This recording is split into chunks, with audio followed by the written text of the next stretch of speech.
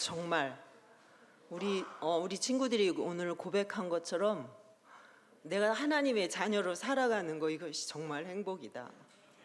세상에 아무것도 더 바랄 게 없고 부러울 게 없다라고 생각하며 산다면, 제가 오늘 설교하고자 하는 내용이 그 속에 지금 다 들어있는 것 같아서 너무 감동입니다. 정말 이렇게 우리 친구들이 진짜 그렇게 고백하는 대로 살죠? 네. 저 여름 성경학교를 우리가 할 거잖아요. 그런데 우리 지부 전사님이 얼마 전에 여름 성경학교 그 교단에서 강습회를 못했어요. 교회 학교 아이들이 별로 없어서 강습회를 진행할 수 없을 정도로. 그래서 전도협회 강습회를 갔다 왔는데, 유치부 자체적으로 강습회 하는 교회가 우리 교회하고 동군산 교회하고 두 교회밖에 없더래요. 너무나 서글픈 일이잖아요. 너무 속상하고 마음 아프고. 근데 우리 막 자리가 모자랄 정도로 나와서 정말 찬양하니까 가슴이 너무 뜨겁고 찬양이 너무 은혜가 되잖아요. 그보다 더 큰 행복은 없습니다. 그렇게만 산다면 정말 아무 걱정 없을 것 같아요. 자, 우리가 정말 도무지 끝이 보이지 않아서 너무 답답한 그런 일을 혹시라도 겪어본 적 있으십니까? 도망칠 수만 있다면 이 답답한 현실에서 벗어날 텐데 어찌할 수 없어서 정말 암담하고 두렵기만 하고 그런 이도저도 못하는 그러한 상황을 아마 한 번쯤 겪어보셨을 것입니다. 오늘 말씀은 그 답답한 마음을 하나님 앞에 내놓고, 하나님 언제까지 내가 이렇게 살아야 합니까? 하나님 저를 좀 도와주시면 안 됩니까? 라고 호소하는 그러한 기도의 내용으로 시작을 합니다. 오늘 시편 13편은 이제 다윗의 기도죠. 다윗이 이 시를 지은 지가 언제인가는 확실하지 않지만 아마도 사울 왕을 피해서 10여 년간 도피 생활을 했잖아요. 그러던 중에 지은 시가 아닐까 그렇게 추정을 할 수 있는 거죠. 자, 우리 오늘 1절, 2절 한번 읽어보겠습니다. 1절, 2절 시작. 여호와여, 어느 때까지니까 나를 영원히 잊으시나이까?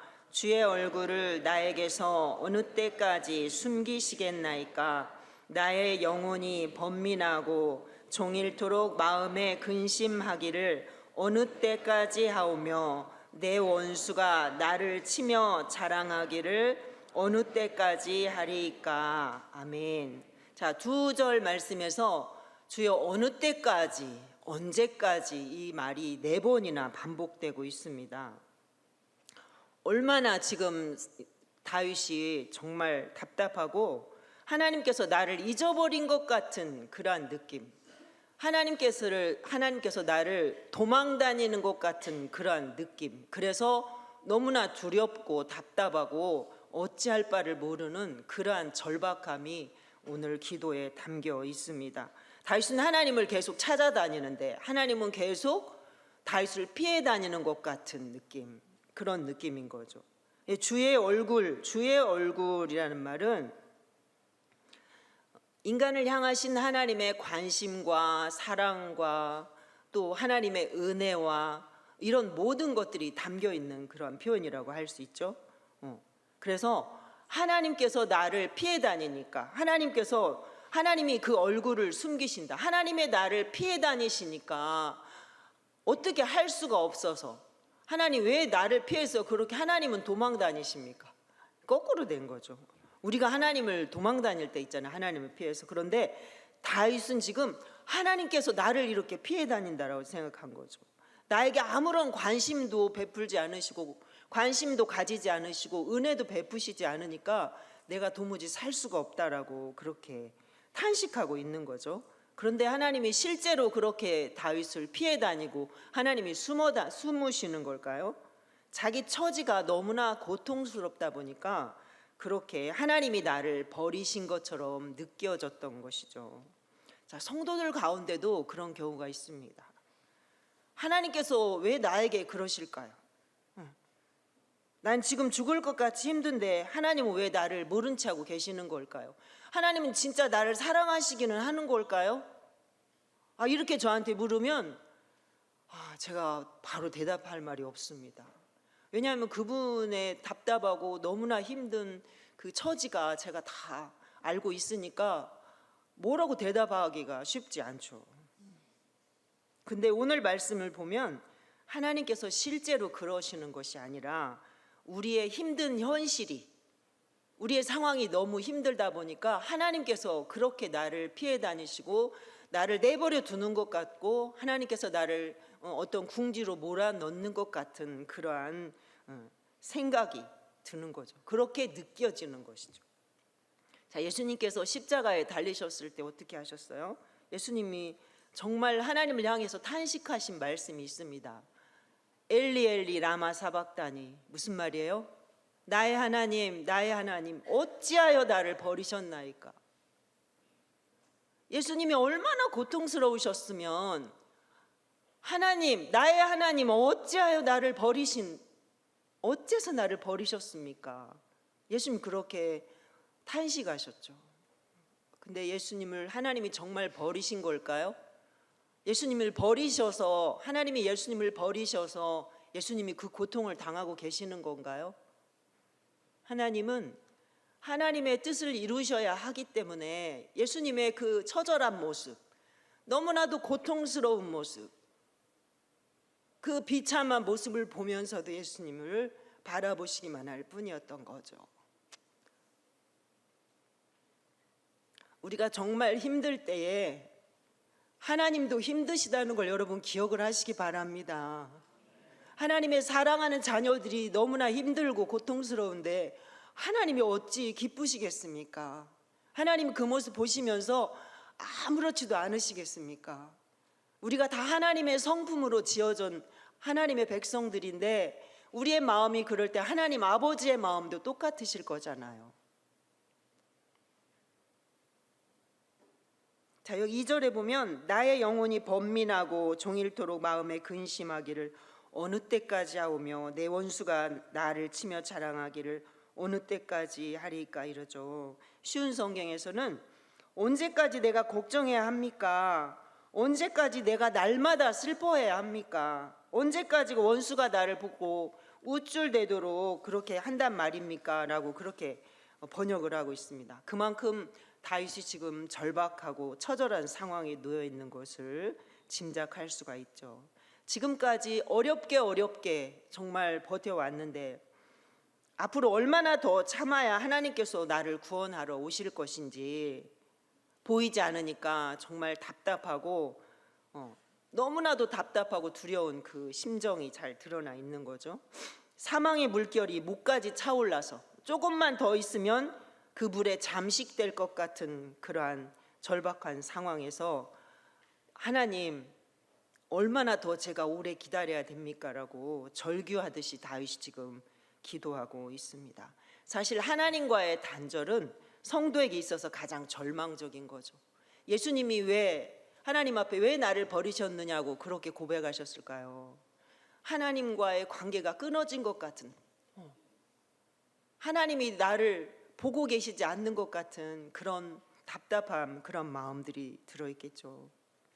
그러나 다윗의 절규가 불신앙에서 오는 것이 아니라 하나님을 간절히 사모하면서 오는 그러한 신앙적인 열망이라는 것을 또 우리가 알 수 있는 거죠. 자, 3절 4절도 한번 읽어볼까요? 여호와 내 하나님이여 나를 생각하사 응답하시고 나의 눈을 밝히소서. 두렵건대 내가 사망의 잠을 잘까 하오며 두렵건대 나의 원수가 이르기를 내가 그를 이겼다 할까 하오며 내가 흔들릴 때에 나의 대적들이 기뻐할까 하나이다. 아멘. 자, 앞절에서 다윗이 하나님을 여호와여 이렇게 불렀어요. 그런데 여기는 여호와 내 하나님이여 이렇게 하나님을 부르고 있죠. 자, 여호와는 하나님의 백성과 언약을 맺으시고 신실하게 그 언약을 이루시는 하나님을 그렇게 여호와 이렇게 표현을 합니다. 그런데 내 하나님 할 때 하나님은 우리가 엘로힘 그러죠. 엘로힘은 만물을 창조하시고 다스리시고 지배하시는 그 능력의 하나님을 강조할 때 주로 엘로힘 이렇게 표현을 합니다. 그러니까 당신의 하나님과 언약을 맺으시고 또 그 언약을 신실하게 지키시는 하나님, 또 만물을 창조하시고 주관하시는 능력의 하나님이요, 나를 보시고 나를 생각하사, 그 말이죠, 나를 보시고 나에게 응답 주시고 나를 구원하여 주십시오라고 그렇게 간절히 하고 기도하고 있습니다. 자, 다윗의 기도가 지금까지 탄식조의 간접적인 기도였다면 이제는 구체적이고 직접적으로 그렇게 그런 기도로 바뀌고 있는 거죠. 나를 생각하사 나를 좀 보십시오, 그런 의미입니다.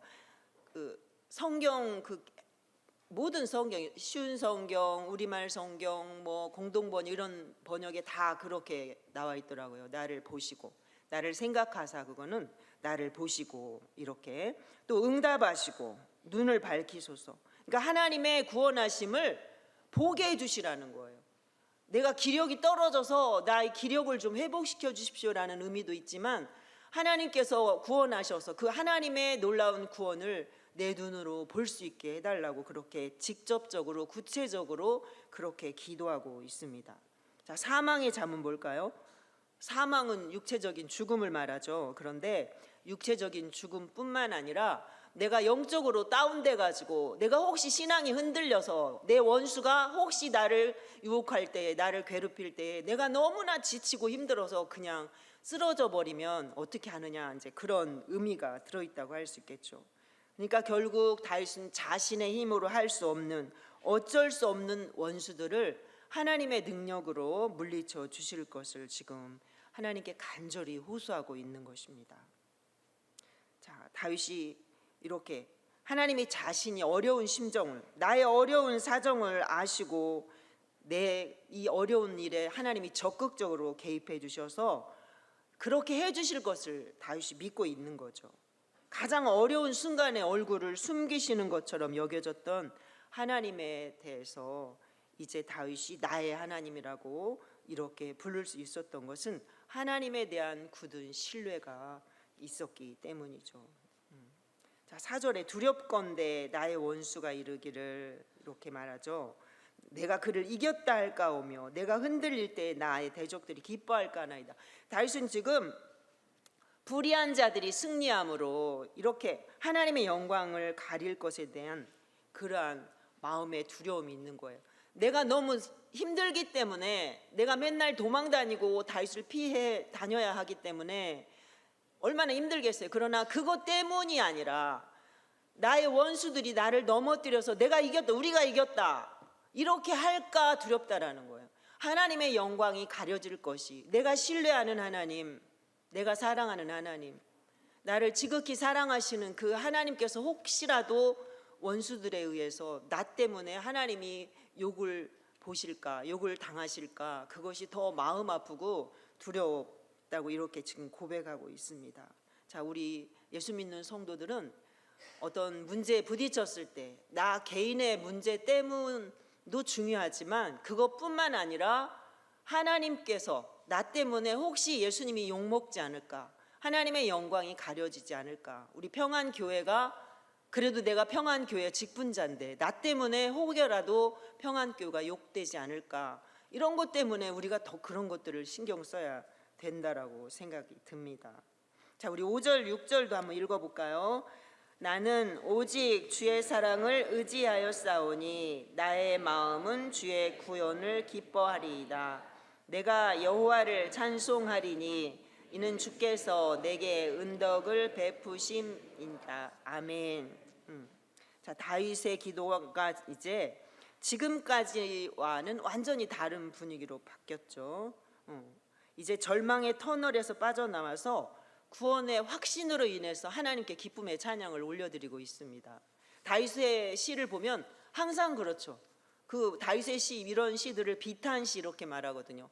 처음에는 하나님 앞에 너무 고통스러운 모습, 고통스러움을 하나님 앞에 절규하듯이 그렇게 다 쏟아냅니다. 그런데 나중에 가서 보면, 결말에 가서 보면 하나님께 영광 돌리고 하나님을 찬양하는 그 마침으로 맞춰지는 시가 대부분입니다. 나는 오직 주의 사랑을 의지하였사오니 나의 마음은 주의 구원을 기뻐하리이다. 우리가 이 다윗이 지금 절망 가운데서도 조금 전까지만 너무 두렵고 너무 답답하고 너무나 고통스럽습니다라고 절규했는데 이제 다윗의 기도가 하나님 나의 구원을 내가 기뻐합니다. 왜? 오직 주의 사랑을 내가 의지하였사오니. 자, 내가 여호와를 찬송하리니 이는 주께서 내게 은떡을 베푸셨습니다. 이렇게 고백을 합니다. 다윗은 과거에도 여러 번 하나님의 이런 은혜를, 구원의 손길을 통해서 자기가 그 건져주신 은혜를 경험을 했기 때문에 과거에 그 사랑을 베푸셨던 하나님께서 오늘도 나에게, 지금도 나에게, 앞으로도 나에게 그렇게 구원의 은혜를 베풀어 주실 것을 절망적인 상황에서도 확실하게 믿고 있기 때문에 지금 하나님께 그렇게 영광을 돌려드릴 수 있는 것입니다. 여러분, 우리가 사람들이 왜 힘들어요? 어려운 일을 만나면 누구나 다 힘들어요. 그죠? 너무나 내 힘으로 감당할 수 없는 일을 만나면 그거 기뻐하고 즐거워하는 사람이 있나요? 있으신가요? 있으세요? 없어요. 그런데 그런 상황임에도 불구하고 어떻게 기뻐할 수 있고 어떻게 하나님 앞에 감사할 수 있어요? 지금까지 나를 구원하시고 나를 이끌어 주시고 나를 구원하셔서 하나님 나라 영원한 생명의 나라로 나를 인도해 주실 그 하나님을 내가 믿고 있기 때문에, 그 하나님을 내가 신뢰하기 때문에 이것 또한 하나님께서 지나가게 해주시고 이 일 또한 하나님께서 이 일을 통해서 또 다른 좋은 것으로 나를 이끌어 주실 것을 믿고 있기 때문에 하나님을 찬양할 수 있는 것이죠.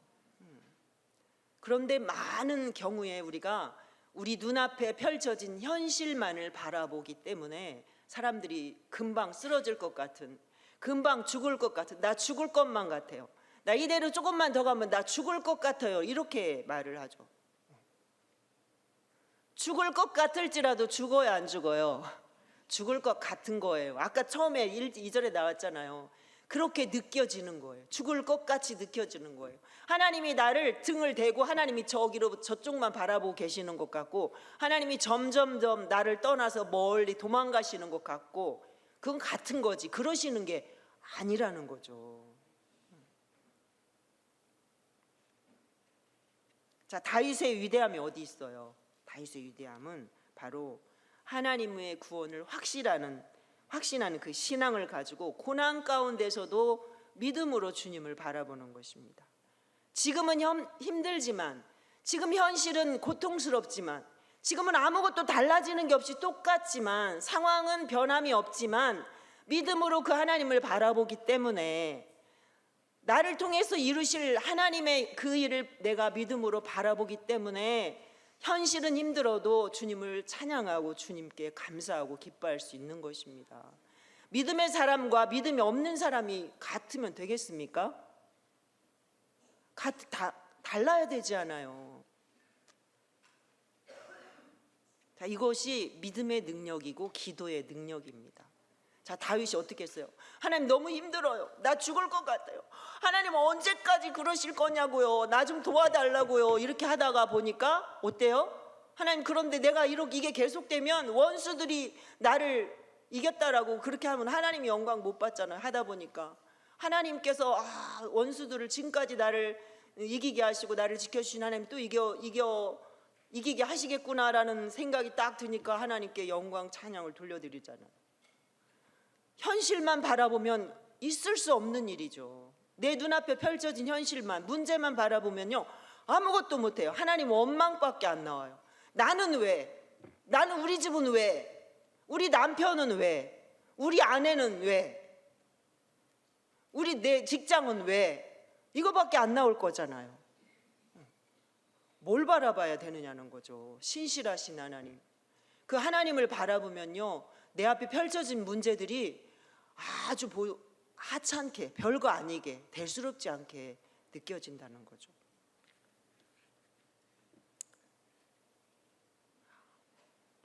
믿음이 아니고서는, 기도가 아니고서는 이런 절박한 또 위태로운 상황, 두려움 이런 데서 하나님을 기뻐하고 찬양할 수가 없는 거죠. 하나님의 인자하심에 대한 다윗의 그 믿음은 그의 마음을 열어서 이제 주의 구원에 대한 기쁨으로 가득 채워지게 된 것입니다. 왜냐하면 기쁨과 평화는 바로 믿음을 통해서 오기 때문입니다. 자, 우리 로마서 15장 13절을 보면 제가 읽어드릴게요. 소망의 하나님이 모든 기쁨과 평강을 믿음 안에서 너희에게 충만하게 하사 성령의 능력으로 소망이 넘치게 하시기를 원하노라. 아멘. 믿음 안에서 소망도 생기고 평강도 오게 된다라는 거죠. 자, 예수님 십자가에서 나의 하나님 어찌하여 나를 버리셨습니까? 이렇게 하고 외치셨지만 마지막 숨을 거두실 때는 어떻게 말씀하셨어요? 테텔레스타이. 한번 해볼까요? 테텔레스타이. 테텔레스타이. 무슨 뜻이에요? 다 이루었다. 하나님 어째서 나를 버리셨습니까? 했지만 하나님께서 버리셨나요? 이 구원의 문제를, 인류의 죄인들을 향한 하나님의 사랑을, 하나님의 그 뜻을, 구원을 완성시키기 위해서 하나님께서 침묵하고 계셨던 거죠. 예수님은 그것을 아시기에 마지막 테텔레스타이 하고 외치시고 숨을 거두실 수 있었습니다. 하나님이 때로는 당신의 뜻을 이루시기 위해 성도들의 고통스러운, 너무나 비참하고 너무나 힘든 그러한 순간도 하나님께서 안타까운 눈으로 바라보고 침묵하고 계신다는 것을 여러분 믿어야 합니다. 자, 우리 베드로전서 한번 성경 한번 찾아볼게요. 베드로전서 1장 6절부터 9절까지 보겠습니다. 자, 베드로전서는 신약성경 377쪽에 있습니다. 신약성경 빨간 부분이 신약성경입니다. 377쪽 베드로전서 1장 6절에서 9절. 자, 다 같이 시작. 그러므로 너희가 이제 여러 가지 시험으로 말미암아 잠깐 근심하게 되지 않을 수 없으나 오히려 크게 기뻐하는도다. 너희 믿음의 확실함은 불로 연단하여도 없어질 금보다 더 귀하여 예수 그리스도께서 나타나실 때에 칭찬과 영광과 존귀를 얻게 할 것이니라. 예수를 너희가 보지 못하였으나 사랑하는도다. 이제도 보지 못하나 믿고 말할 수 없는 영광스러운 즐거움으로 기뻐하니 믿음의 결국 곧 영혼의 구원을 받음이라. 아멘. 자, 믿음은 지금의 어렵고 힘든 그러한 상황을 바라보지 않고 신실하신 하나님, 자기 백성을 사랑하시고 인자를 베푸시는 하나님을 신뢰하는 것입니다. 그래서 죽을 것만 같은 답답한 그런 상황 가운데서도 두려워하지 않고 또 좌절하지 않고 오직 신실하신 하나님을 바라보면서 주님께서 이루실 그 구원을 믿음으로 기뻐하는 거죠. 다윗이 고난 가운데서도 하나님의 구원을 확신하며 고난 중에 기뻐하고 또 하나님을 찬양했던 것처럼 우리 성도들도 이제 평안할 때나 아무리 힘들어도 또 너무나 힘들어서 빠져나올 수 없는, 도저히 그 상황에서 빠져나올 수 없을 것 같은 답답한 일을 만났을 때나 다 자기 백성을 끝까지 사랑하시고 또 보호하시고 인자를 베푸시는 그 하나님을 신뢰함으로 찬양할 수 있는 우리 성도들이 다 되면 좋겠습니다. 지금 나의 현실은 아무것도 달라진 것이 없어도, 그래서 두렵고 답답하기만 할지라도 신실하신 하나님을 바라보면 소망이 있고 기쁨과 감사가 있는 그러한 믿음의 고백을 할 수 있죠. 이것이 믿음의 능력입니다. 자, 기도하겠습니다.